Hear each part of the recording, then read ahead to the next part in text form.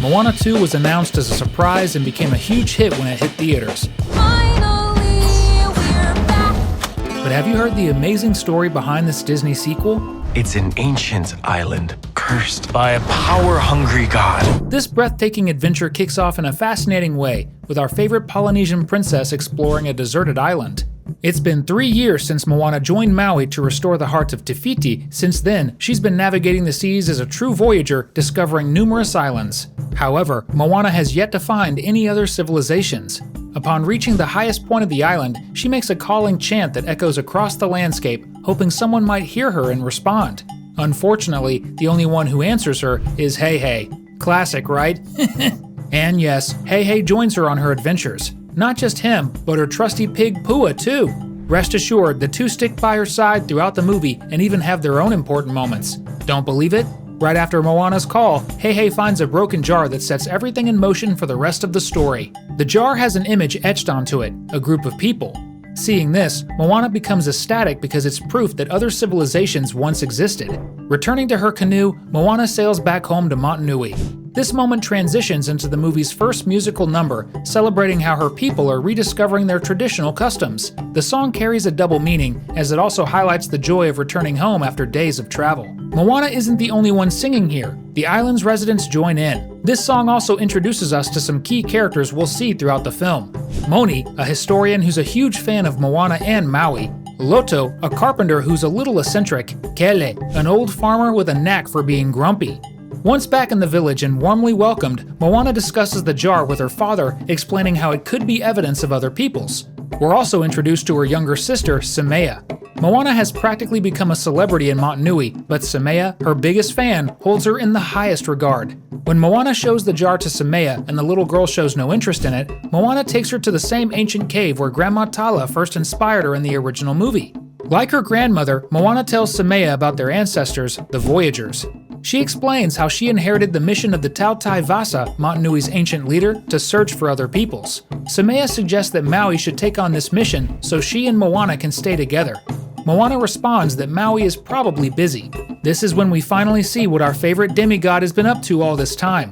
To our surprise, Maui shares Moana's mission, reconnecting humanity. We don't know exactly how he plans to achieve this. At the moment, he's locked in a fierce battle with Matangi, another demigod. While we know Maui is incredibly powerful, this fight is pretty intense. If you had the chance, would you help Moana and Maui unite the world? If so, comment below with #Maui. Returning to Motunui, Moana arrives to a festive atmosphere. But what's the celebration about?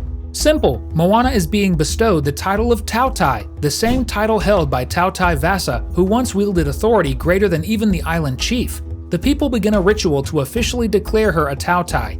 However, in the midst of it, a lightning bolt strikes down from the heavens, heading straight for Moana. At that moment, Moana has a vision of Tautai Vasa navigating the seas and battling the very same lightning bolts. His spirit appears to her, explaining that restoring the heart of Te Fiti was only the beginning. To save Motunui from destruction, Moana must reunite humanity by finding a mystical island called Motufitu. Moana awakens from the vision just as the lightning narrowly misses her. Immediately, she and her parents seek out Moni, the island's historian, for information about Motufitu. Moni reveals that the island was once a hub that connected all peoples, serving as a universal meeting point.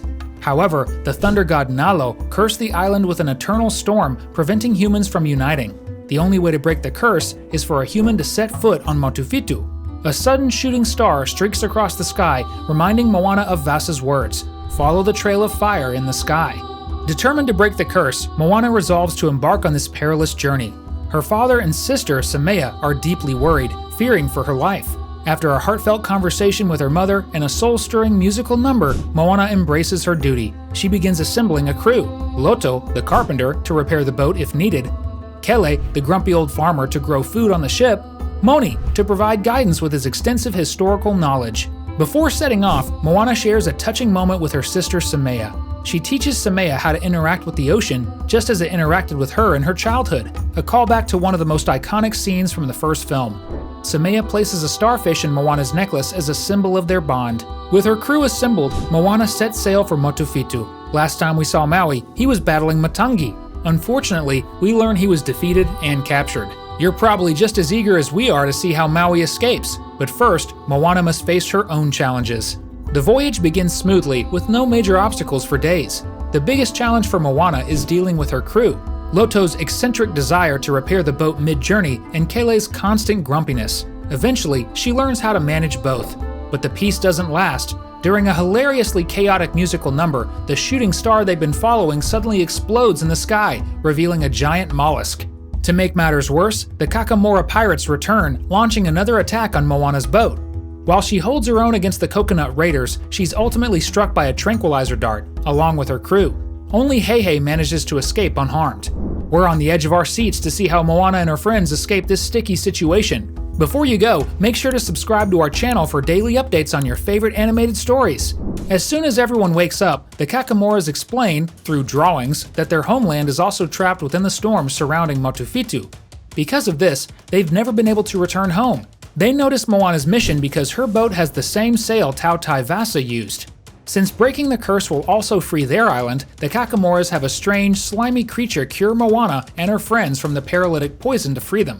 They strike a deal. If Moana defeats the giant monster, the Kakamoras will show her the way to Motufitu. But things go terribly wrong. Both Moana and her friends are swallowed by the monstrous mollusk, ending up inside its belly along with a Kakamora who tried to help them. To make matters worse, Moana vanishes. While searching for her, her friends stumble upon Maui. Yes, this is where he's been held captive. The demigod is rescued, and upon seeing Heihei, realizes these people must have come with Moana. His goal becomes finding her. In the next scene, we see where Moana has ended up, beside Matungi. Thankfully, the bat demigoddess doesn't have bad intentions. Matungi was trapped there by Nalo and forced to serve him. She wants to help Moana complete her mission, believing that breaking the island's curse could also undo the spell Nalo cast to imprison her.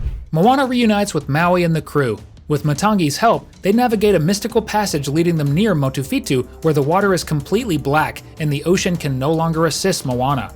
This eerie region is filled with monsters that attack the group, nearly killing Moni. During the battle, their boat is destroyed, and they end up stranded on an island where they find the wreckage of Tautai Vasa's ship. Moana becomes disheartened, almost ready to give up after nearly losing a crewmate. But her old friend Maui transforms into a half-shark to cheer her up, while teasing the next movie.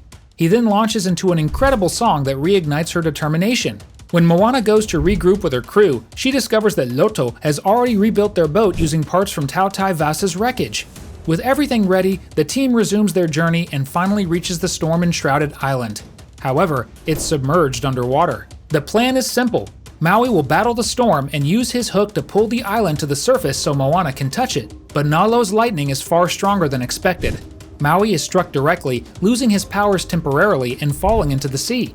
Realizing the plan won't work as intended, Moana improvises. She swims toward the submerged island, determined to touch it underwater. She succeeds in contacting Motufitu, breaking the curse at last. However, at the same time, she's struck by one of Nalo's lightning bolts and she dies. Maui, devastated, swims to Moana and begins singing a mournful song from his culture. Suddenly, the spirits of Moana's ancestors, including Grandma Tala and Tautai Vasa, appear and join in the song. In an astonishing miracle, tattoos form on Moana's arms and she is brought back to life. The gods have revived Moana as a demigoddess, just as they did for Maui when he was a baby. And speaking of Maui, his powers return as well. With Maui's help, Motufitu is pulled to the surface and Moana finally encounters people from other lands. She decides to bring them back to Motunui to forge a new beginning. In the post-credits scene, we finally see Nalo for the first time. He realizes Matangi's betrayal and continues to hold her captive. Alongside them, Tamatoa, the giant crab from the first film, makes a reappearance, offering to team up. Nalo's plan? To take revenge on Moana and all of humanity, hinting that Moana 3 is coming and will be legendary. Want to keep having fun? Check out the 2 amazing videos on your screen right now. Thanks for watching, and see you next time!